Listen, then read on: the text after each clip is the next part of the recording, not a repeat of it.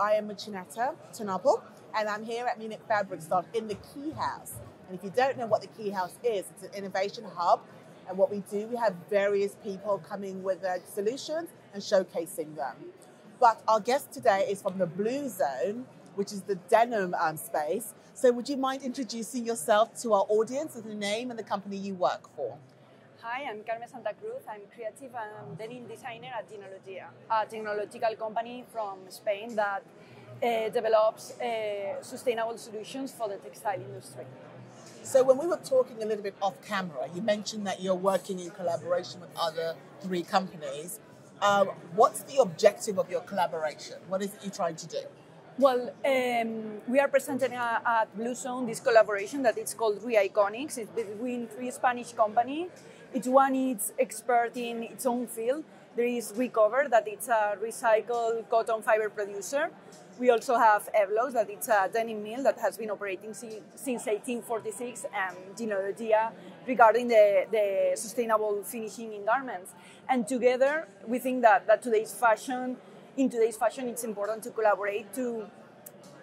We wanted to demonstrate the possibility to have a circular future in denim, in fact. Yes. So I like the fact that you are showing this as a lesson for others, because I feel it's really hard for an industry to collaborate, but they don't realize that the future of our industry is through collaboration, is through working together, dealing with this as a we problem than a me problem, right? yeah. So have you faced any challenges with your collaboration that you want to bring forth?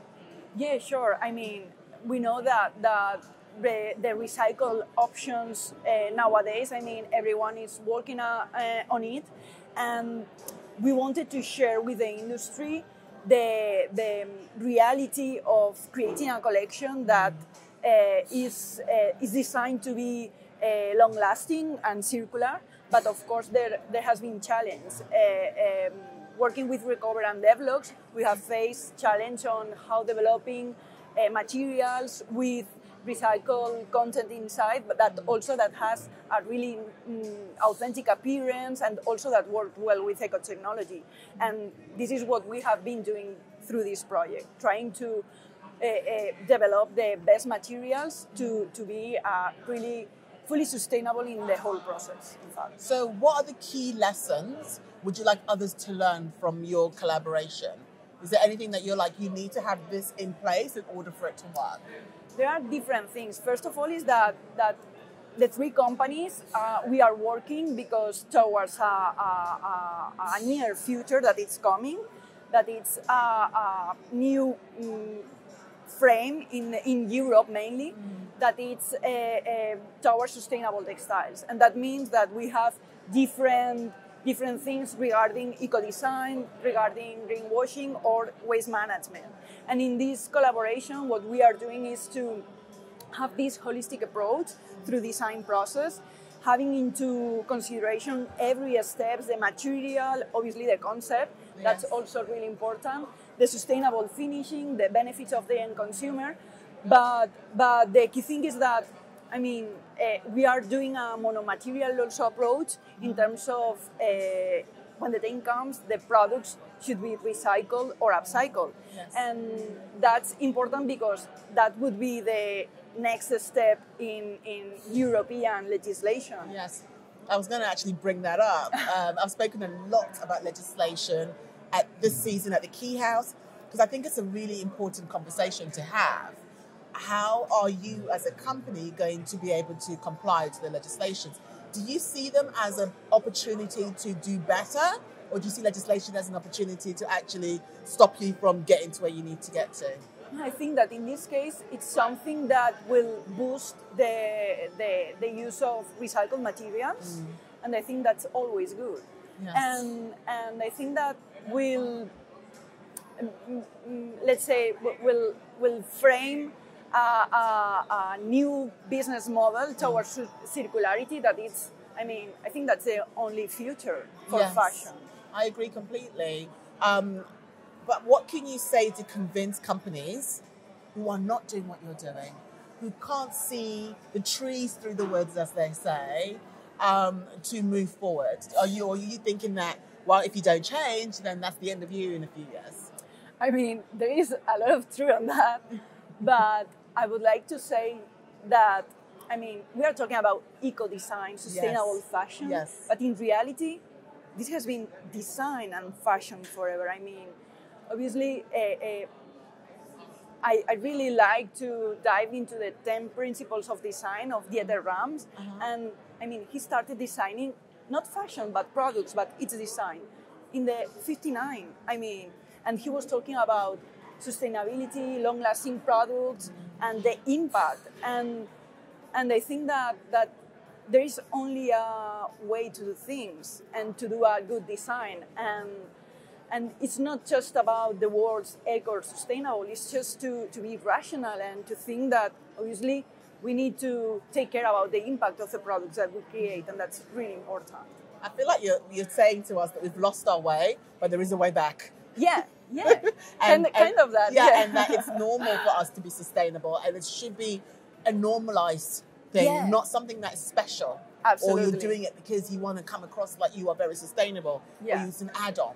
It should be just part of the whole entire solution, right? Yeah. And how you operate as a business. Yeah, and I think that in that case, designers has a huge responsibility.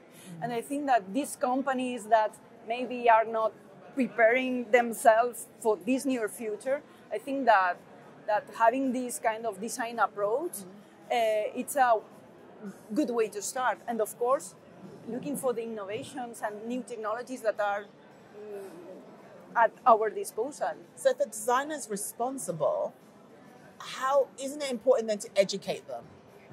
How are we going to educate? Because I mean, I always feel like it's like a lot of companies get the you must do, but the how is always missing.